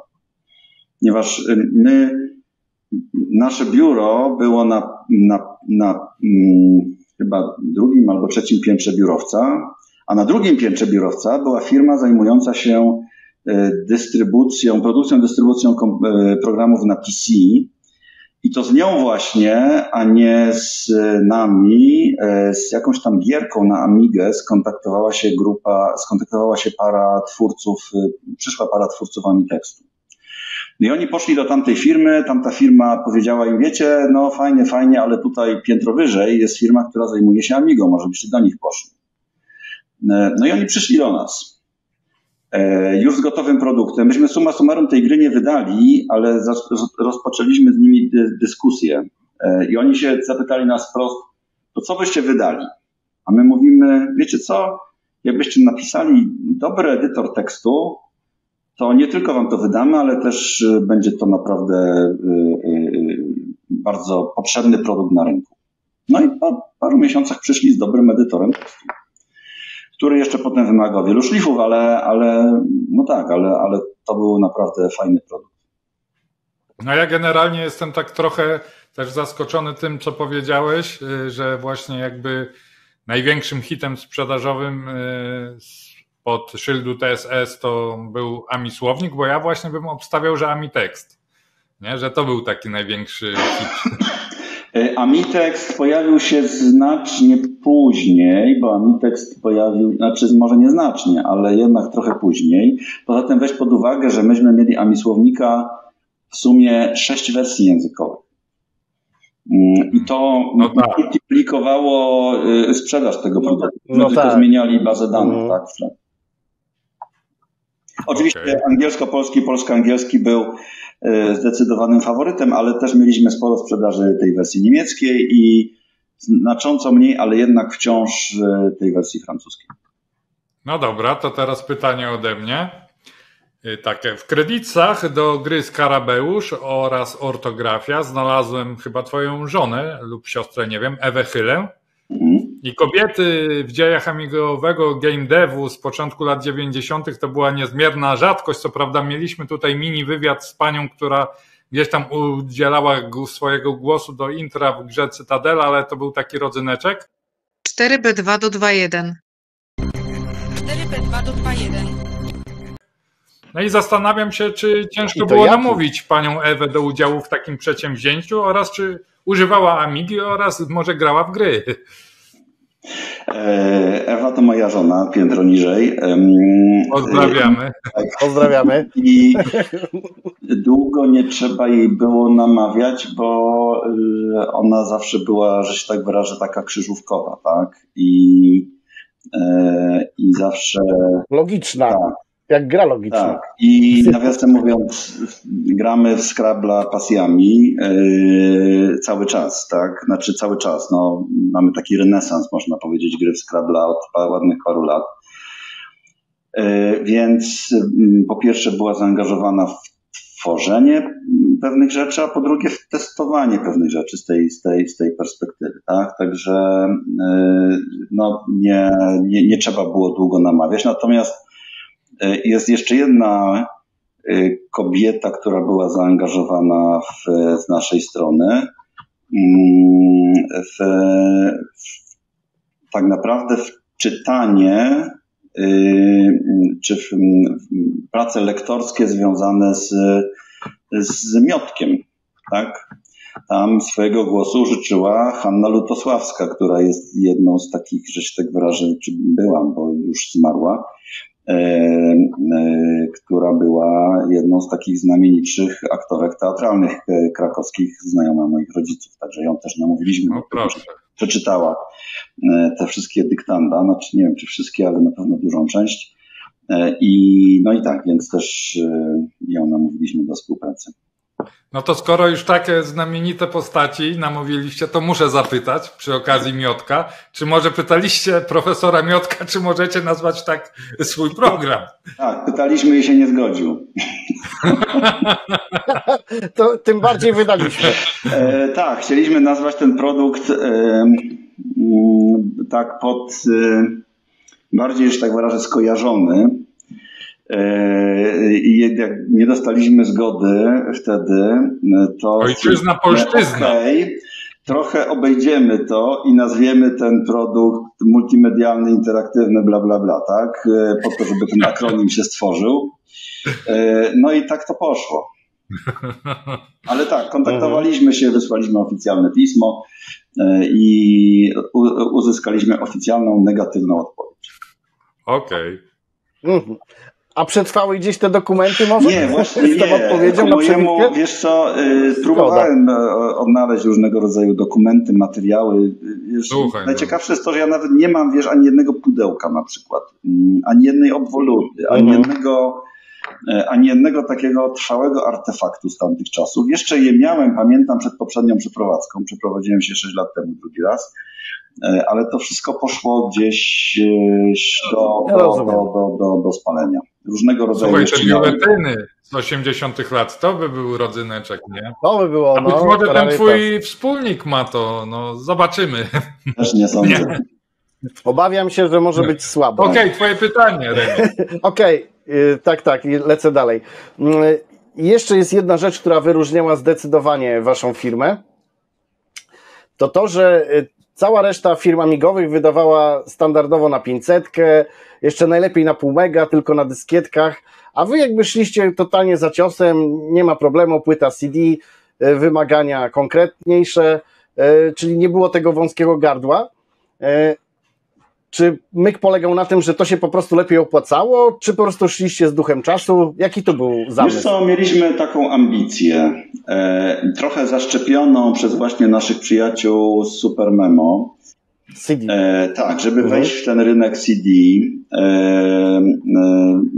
Myśmy z Super Memo się spiknęli dość wcześnie, to był chyba 93 rok.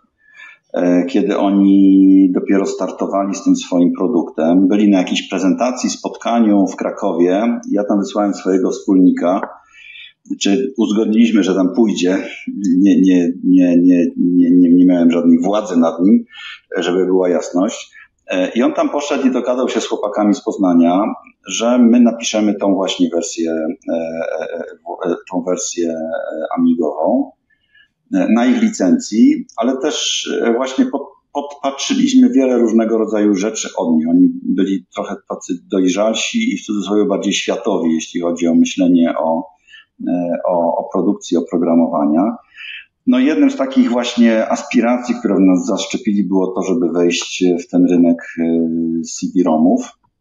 Nawiasem mówiąc, na początku ten rynek CD-ROMów był bardzo trudny, bo w Polsce nie było żadnej tłoczni, tak? To znaczy najbliższa tłocznia była pod Pragą. I pamiętam, wracaliśmy z moim wspólnikiem z jakichś targów w Niemczech i przejechaliśmy tamtędy, oczywiście wcześniej zamawiając wytłoczenie płyt. Odebraliśmy te 1000 płyt, no i trzeba było te 1000 płyt przewieźć przez granicę. Było to oczywiście związane z różnego rodzaju perturbacjami, ale summa summarum udało nam się te płyty przywieźć i rozpocząć tą przygodę ze sprzedażą Super Memo na CD-ROM. Ale czy udało wam się je przewieźć bez dodatkowych opłat, czy po prostu udało się je przewieźć? Udało nam się je przewieźć, uważaj, bez dodatkowych opłat. Natomiast cała historia jest o tyle ciekawa, że podjeżdżamy na granicę i widzimy długą kolejkę samochodów. To jest rok 90, nie wiem, 4 może 5. Pewno bardziej 5. Długą kolejkę samochodów, samochody na lawetach przede wszystkim. No i stwierdziliśmy, samochody na lawetach to chyba nie nasza kolejka, to my jedziemy dalej. No i tak minęliśmy z kilometr takiej kolejki, podjeżdżamy na granicę, no i tam oczywiście trzeba wypełnić jakieś tam dokumenty na tej granicy. Krzysiek poszedł to wypełniać, a do mnie podchodzi czeski, bo to przez bo to przejechaliśmy przez Cieszyn, czeski ten pogranicznik i mówi, że tutaj żeście kolejkę minęli, żeby mu paszport przede wszystkim dać i tak dalej, tu żeśmy kolejkę minęli i tak dalej, i tak dalej.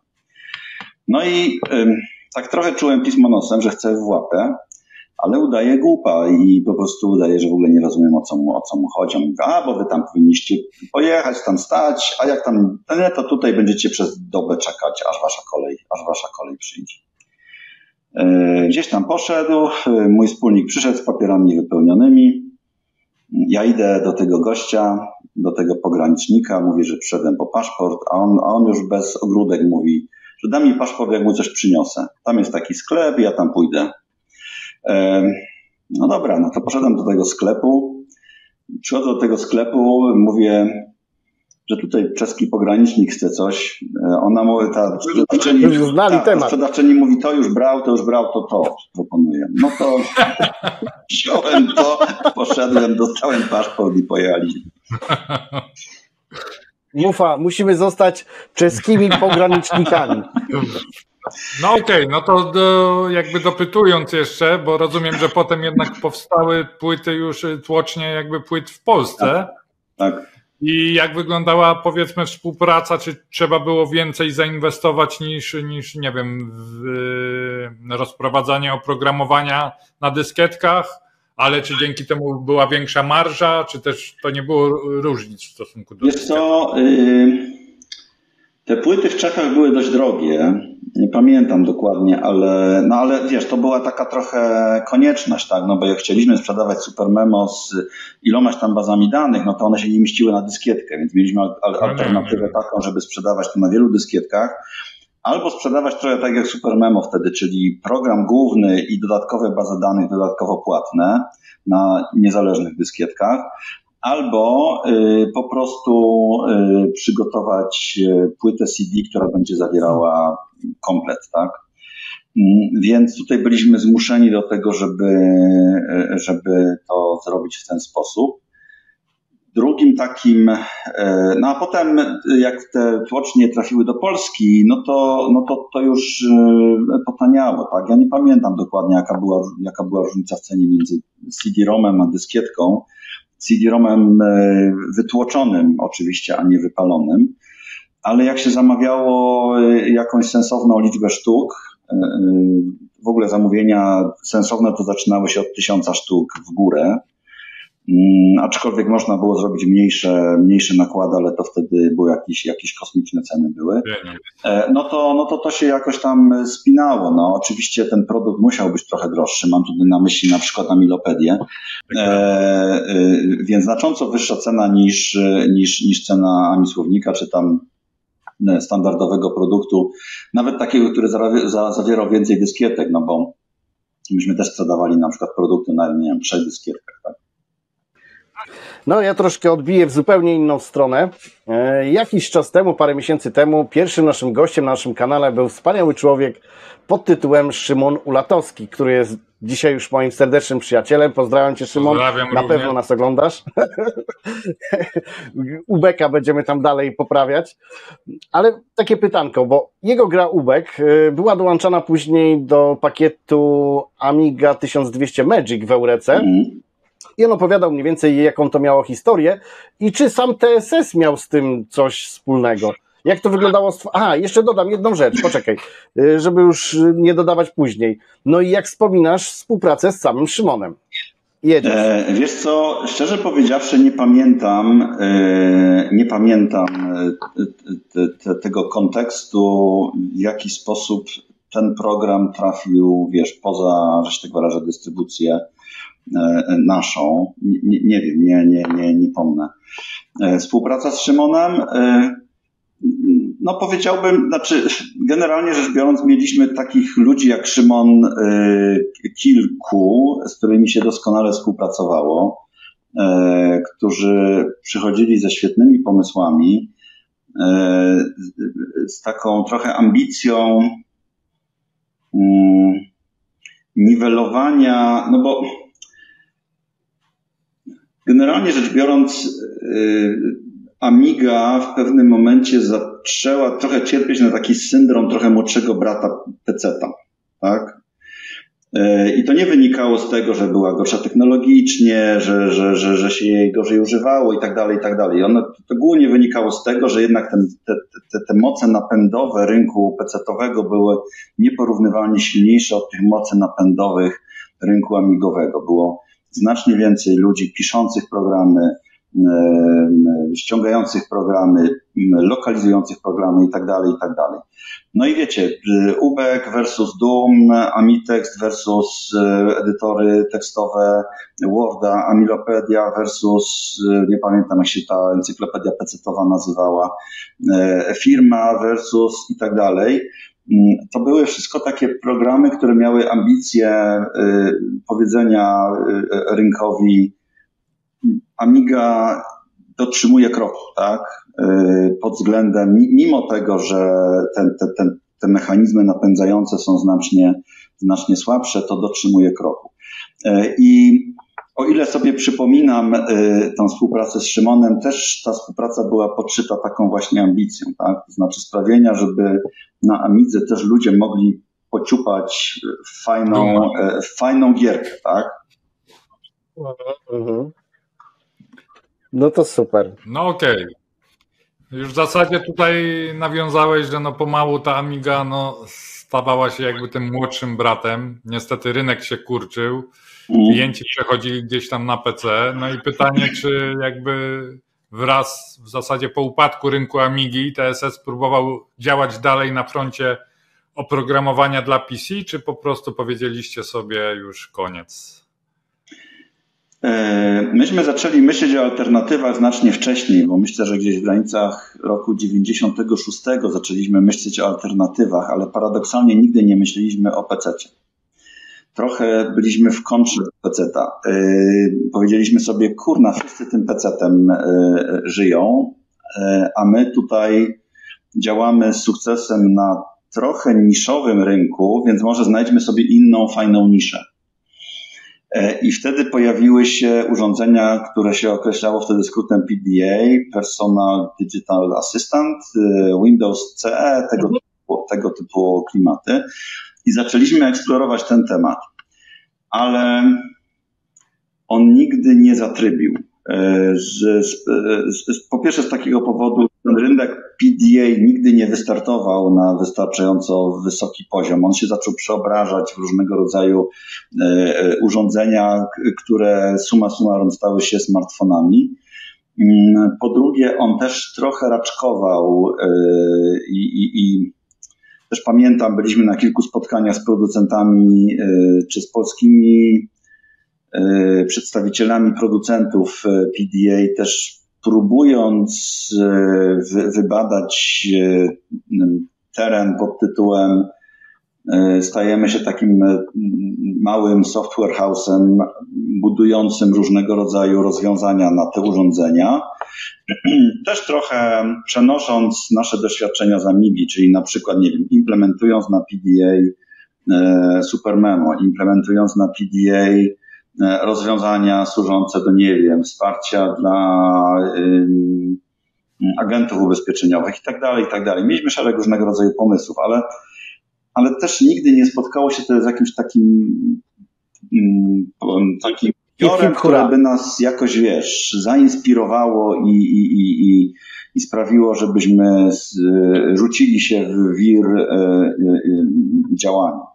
Takim drugim pomysłem, który też mieliśmy, było pójście w kierunku Apple'a.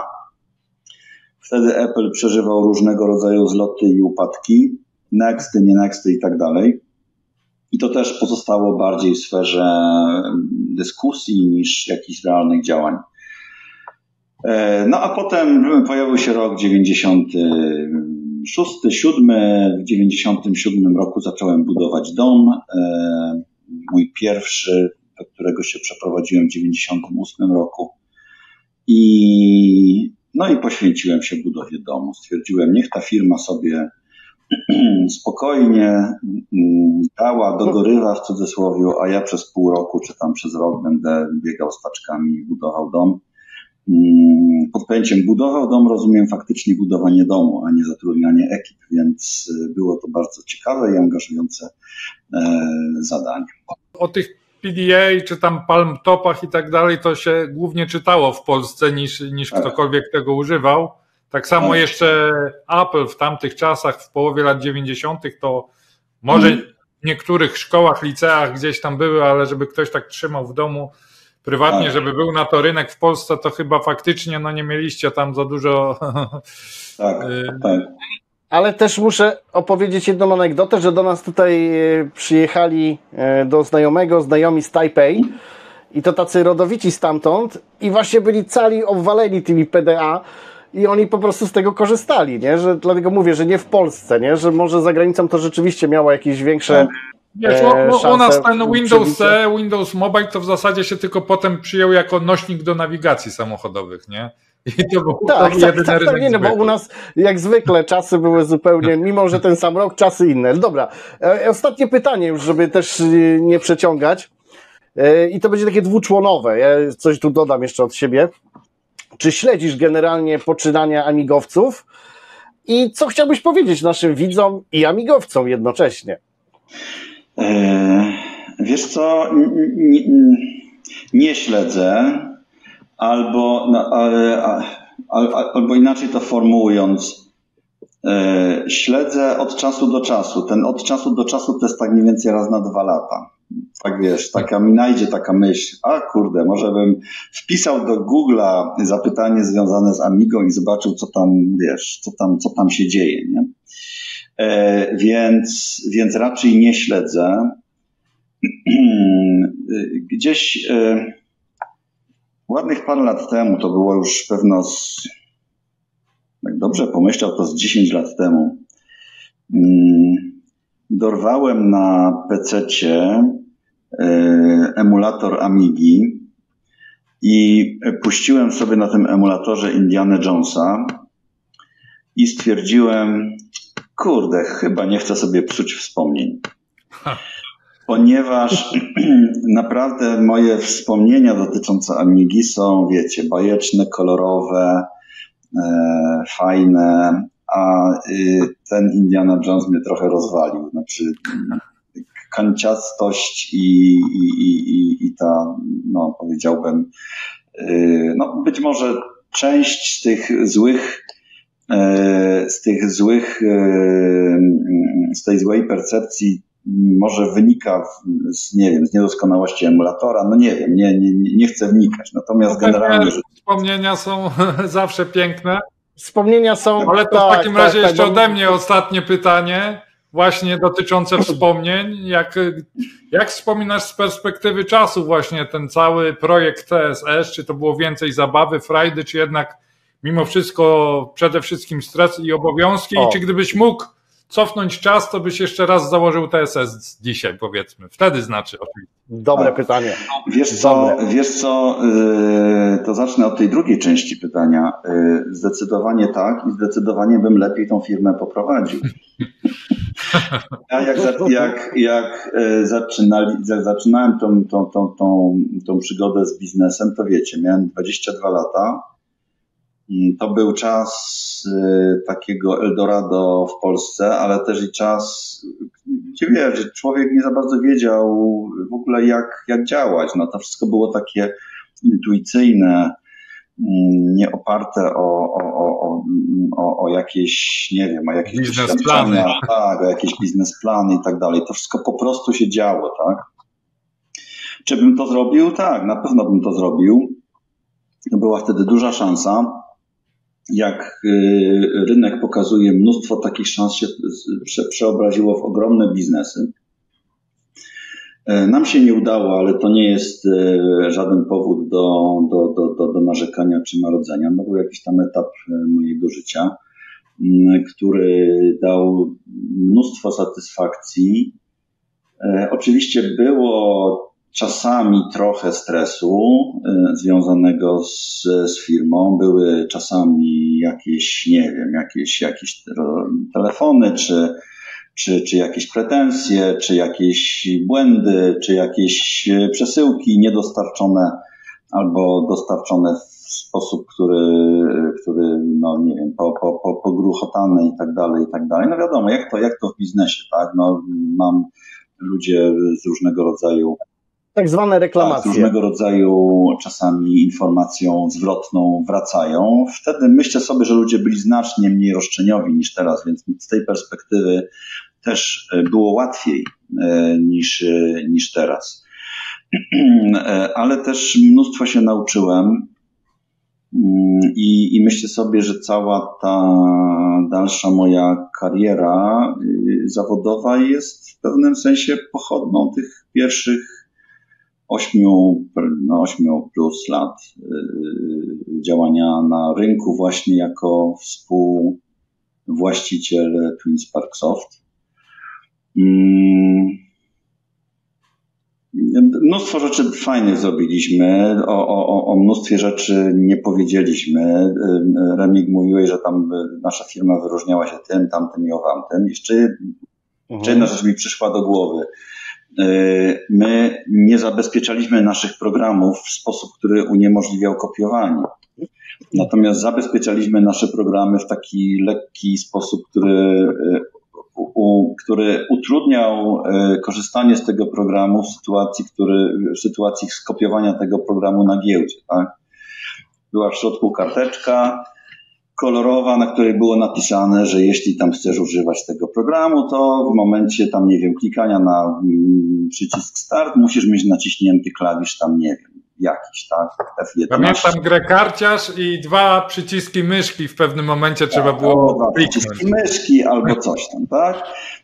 No i wiecie, ta karteczka przeważnie, że się tak wyrażę, odklejała się od produktu bardzo szybko, w związku z tym jak trafiało na giełdę, to program się uruchamiał, ale uruchamiał się w wersji demo. Wersja demo pozwalała chwilę pograć, a potem odsyłała użytkownika do nas. Więc to też była taka rzecz, którą gdzieś tam wymyśliliśmy jako mechanizm zmiany. No to też ciekawy patent. No, ciekawy, bo nikomu się nie chciało łamać, bo teoretycznie po co, jeśli w odpowiednim momencie masz wcisnąć powiedzmy te 2 przyciski myszki, a z drugiej strony jak ktoś kupuje pirata bez instrukcji, to nie wie kiedy wcisnąć te 2 przyciski, nie?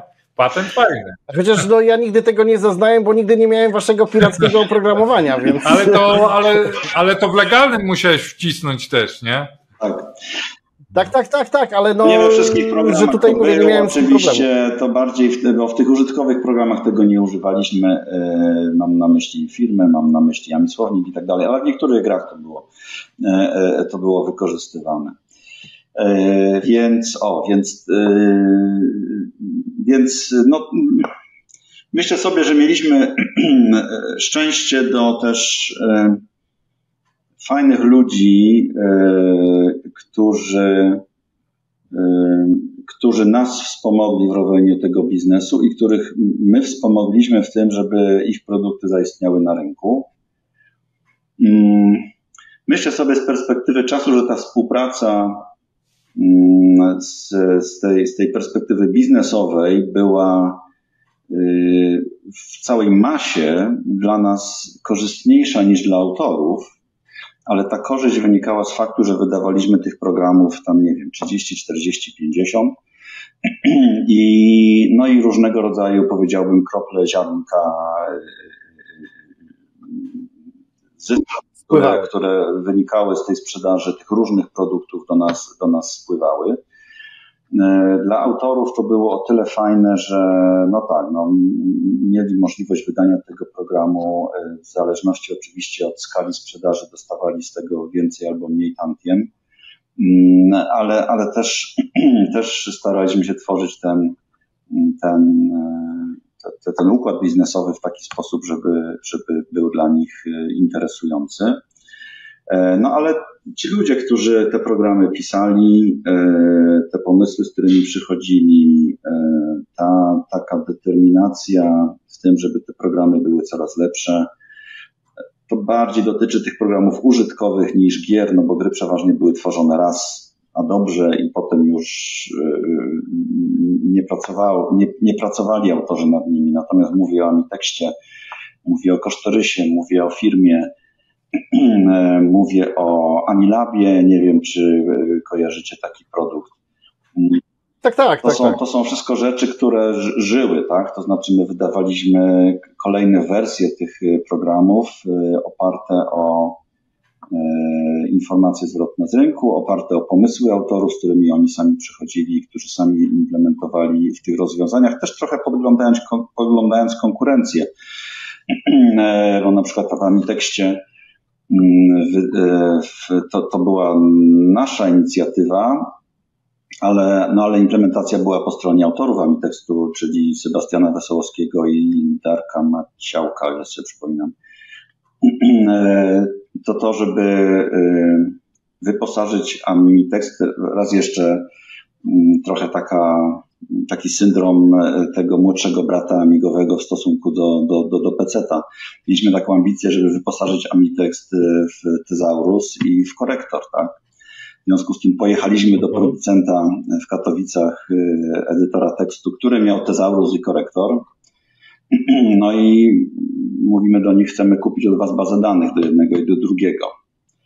Oni nam powiedzieli, no dobra, to chcemy w takim razie, tam już nie pamiętam, 10 czy tam 20% tantiemy od każdego sprzedanego egzemplarza, plus tam, nie pamiętam, 20 000 złotych za jednorazowo, tak? A my mówimy, no nie, albo jedno, albo drugie. To oni mówią 20 000. No i okej, zapłaciliśmy im te 20 000, potem sobie wyprodukowali, bo ten program się dobrze sprzedawał i mogli mieć znacznie więcej z tych tantim. No ale to była ich decyzja. No ale to taki jest, tak zawsze. Ale to też, to była siła tego, powiedzmy, Amitekstu, bo jednak główny konkurent, popularny CET, tak. No tego korektora nie miał, nie? Oj, nie, no. To były trochę dwa inne rozwiązania, to znaczy autorzy Amitekstu mieli ambicje, ten CED oczywiście był cały czas wałkowany przez nas w dyskusjach, jak sprawić, żeby Amitekst był może nie tyle lepszy, ale bardziej dostosowany, lepszy w sensie lepszego dostosowania do polskich oczekiwań i takiej integracji z polskim użytkownikiem. No i oczywiście Thesaurus i korektor, no to były takie, wiecie, no-brainer, tak? Ale też integracja z polską klawiaturą, te takie lokalizacyjne smaczki. Jakaś tam ostatnia wersja, szczerze powiedziawszy, już nawet nie pamiętam, czy ona była wydana, czy nie, ale Amitekstu miała jakieś funkcje, z tego co sobie przypominam, wspierające programowanie, tam jakieś strukturyzowanie kodu, kolorowanie kodu, no w ogóle jakieś autorzy mieli kosmiczne pomysły, jak dalej rozwijać ten produkt, no ale już nie było przestrzeni na jego dalszy rozwój. Remik, zapytałeś, co bym chciał powiedzieć społeczności. Trochę w przedbiegach taką myślą się podzieliłem, że trochę jesteśmy po dwóch stronach krzywej Gaussa, to znaczy ja reprezentuję tą grupę, która rozpoczynała tą przygodę w Amidze. Wy w tej chwili pielęgnujecie tą tradycję i gdzieś tam po drugiej stronie krzywej Gaussa integrujecie tą społeczność, więc absolutnie podziwiam po pierwsze was w tym, że tą integracją się zajmujecie i że propagujecie tą ideę, ale też podziwiam ludzi, którzy wciąż z takim sentymentem, ale też z jakąś uważnością używają tego sprzętu. Mimo tego, że jest to sprzęt, który jest parę generacji w tył, tak, jeśli chodzi o technologię. Więc no ale kurczę, no jak się, wiecie, wydaje mi się, w każdej domenie są ludzie, którzy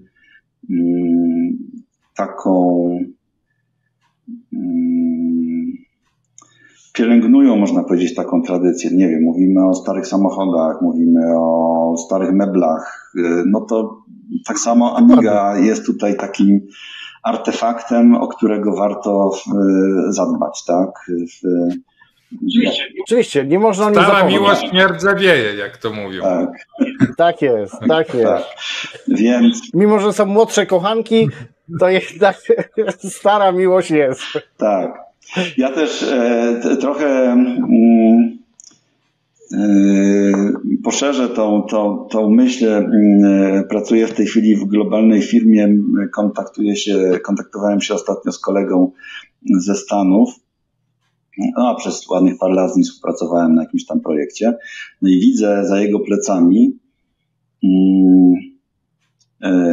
jego plecami taką ścianę konsol. I jedną z tych konsol była konsola do gry w Trona. Nie wiem, czy kojarzycie Trona jako... Trona kojarzę, ale konsole... No właśnie, to jest ja też gra nie. Tron, która jest skonsolowana, można powiedzieć. Znaczy wiecie, no taka szafa starodawna. I pytam, Bob, co ty masz takiego starego Trona? A pytam dlatego, że ja byłem, że się tak wyrażę, mistrzem w Trona. To znaczy ja potrafiłem za, wiecie, 20 zł w Trona przez parę godzin grać i byłem powodem, dla którego właściciel tak zwanych fliperów wywiózł tego Trona w jakieś inne miejsce, bo po prostu na nim w ogóle nie zarabiał. Jak tam przychodziłem, to cały dzień ciupałem za inne 20 zł. Więc pytam, masz taką starą konsolę? Tam żeśmy trochę pogadali. Mówi, nie, to nie jest stara konsola. To jest nowa konsola, która została stworzona na kształt i jak gdyby w oparciu o oprogramowanie stare. Można ją kupić w Stanach za $450 z dostawą. No i tak sobie pomyślałem, kurde, również w tej domenie jak gdyby zataczamy koło, tak? Znaczy zaczynamy wracać do jakichś tam korzeni gier komputerowych, które składają się z 20 pikselów na krzyż, tak? Ale które dawały wtedy mnóstwo. Ale są kochane piksele na krzyż. Nie wiem, na ile tam obserwujesz, powiedzmy, ten rynek konsol mini tak zwanych, nie? Bo też jest DA500 Mini, czyli zminiaturyzowana Amiga 500, która odpala też oczywiście gierki z Amigi Nawet 1200. mam tutaj. No i na to jest zbyt, ludzie to kupują, nie? Okej, ale to jest tam, że się tak wyrażę, to jest wszystko w jednym. Tam na tej konsoli masz już załadowane oprogramowanie. Tak, ale możesz oczywiście sobie homebrew też 28 wrzucać, gier, nie? ale można oczywiście na pendrive'ie, bo już nie ma stacji dyskietek niestety. Ale oczywiście jest to emulacja, nie? To nie jest nic natywnego, nie? To jest pełna emulacja. Okej. No, może na coś takiego warto by się... Ale wygląda jak dzieło sztuki, nie? Warto by się na coś Wygląda takiego jak dzieło skusić, sztuki. żeby wrócić do źródeł. No dobra, to co chłopaki? Chyba mamy Dziękujemy wszystko. za miłą, ciekawą Również rozmowę. dziękuję za zaproszenie. Było mi bardzo miło u was gościć, no i jakoś wrócić do korzeni myślami. Aż się obudziłeś. To super. Jeszcze raz dzięki. Dobra, to trzymajcie Trzymajcie się. Dzięki, trzymajcie się kochani. Heja. Cześć, hej.